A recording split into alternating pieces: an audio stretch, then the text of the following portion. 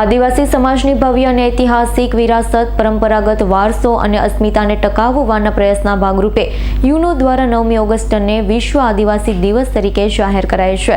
સુરતમાં આજે બાબા સાહેબ આંબેડકરના પુતળાથી વિશ્વ આદિવાસી દિવસની ઉજવણીની નિમિત્તે રેલી શરૂ કરાઈ હતી. દક્ષિણ ગુજરાતમાં મોટી સંખ્યામાં આદિવાસીઓ રહે છે. વિશ્વ આદિવાસી દિવસને ધ્યાનમાં રાખી 11 સંગઠન અને અલગ-અલગ એસોસિએશન અને મંડળો દ્વારા ભવ્ય રેલીનું આયોજન કરવામાં આવ્યું હતું.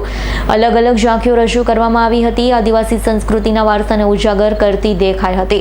રેલીમાં આદિવાસી સંસ્કૃતિની ઝલક જોવા મળી હતી. આદિવાસીઓ દ્વારા પોતાના વાજિંત્ર અને લોક નૃત્યથી સૌ કોઈ આકર્ષણ ખેંચાયું હતું.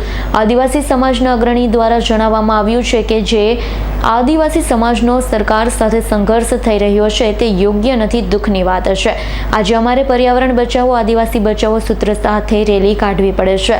ભવ્ય સંસ્કૃતિ વારસાને જાળવી રાખવાનો પ્રયાસ અમારી યુવા પેઢી દ્વારા કરવામાં આવી રહ્યો છે. આજની રેલીમાં નાનાથી લઈ વડીલો સુધી તમામ લોકો જોડાયા. ગર્વભેર જય જોહર અને જય આદિવાસીના સૂત્રોચ્ચાર સાથે સૌ કોઈ મતભેદ ભૂલી રેલીમાં જોડાયા છે. આગામી દિવસોમાં પણ પોતાના અસ્તિત્વ માટે, પર્યાવરણને બચાવવા માટે દરેક મોરચા ઉપર અમે ઊભા રહી ન્યાય મેળવવાનો પ્રયાસ કરીશું.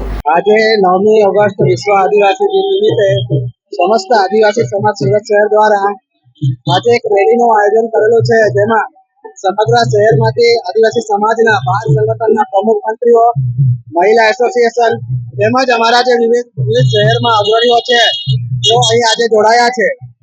અને આ રેલીની અંદર અમારી સંસ્કૃતિ, પરંપરા અને અમારા વિવિધ રીત રિવાજો છે તે આજે ટ્રેક્ટરની અંદર અમે બતાવ્યા છે.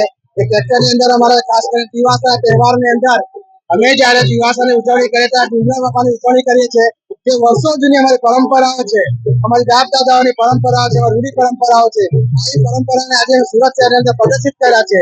સાથે સાથે અમે વૃક્ષો, પર્યાવરણ બચાવો અને આદિવાસીને બચાવો, જેના થકી અમે આદિવાસી સમાજને એક સંદેશો આપવા માંગીએ છીએ કે જો આદિવાસી હશે તો જ આ પર્યાવરણ બચશે, તો જ આ દેશમાં ગ્લોબલ વોર્મિંગ જેવા અનેક રેલ, પાણી, ભૂકંપ એવા ગ્લોબલ વોર્મિંગને કારણે જે અત્યારે વસ્તુ થઈ રહી છે તેને કારણે આજે સુરત શહેરની અંદર એક સારો સંદેશો આપવા જઈ રહ્યા છે. વૃક્ષો વાવો અને પર્યાવરણને બચાવો, જળ શુદ્ધિ અને પાણી બચાવો અને મનુષ્ય સજીવન સૃષ્ટિ બચાવો. આવા પ્રસંગે અમે જુદા જુદા વિસ્તારમાં અમે અમારી સમગ્ર સુરત શહેરની ટીમો અલગ અલગ વિસ્તારમાંથી પધારી છે. ખાસ કરીને નવાગામ, ડિંડોલી, વરાછા, પૂના, સચિન, ચિકલોદ, મતગલ્લા, ડુમ્મસ, અડાજણ, ઉમરા તમામ વિસ્તારોમાંથી આદિવાસી સમાજ આજે અહીં ઉપસ્થિત થયા છે. અને ખાસ કરીને અમારે 10 ટીમો અંદર ટ્રેક્ટરોની અંદર અમારે અલગ અલગ પ્રદર્શનની અમારી પ્રવૃત્તિઓ છે તે અમે એની અંદર મૂકવામાં આવી છે. આવી પ્રવૃત્તિઓ અમે સુરત શહેરની જનતાને એવી બતાવવા માંગીએ છીએ કે જો સજીવ સૃષ્ટિને જો બચાવવી હોય, પર્યાવરણને બચાવવું હોય તો આજે આદિવાસી જીવનશૈલી પ્રમાણે સૌએ જીવવું પડશે. એ જ સૌ સાથે આપણે જય આદિવાસી. Bureau report, S9 news, Surat. અમારી તમામ માહિતીથી અપડેટ રહેવા માટે જોડાયેલા રહો S9 ન્યૂઝ સાથે.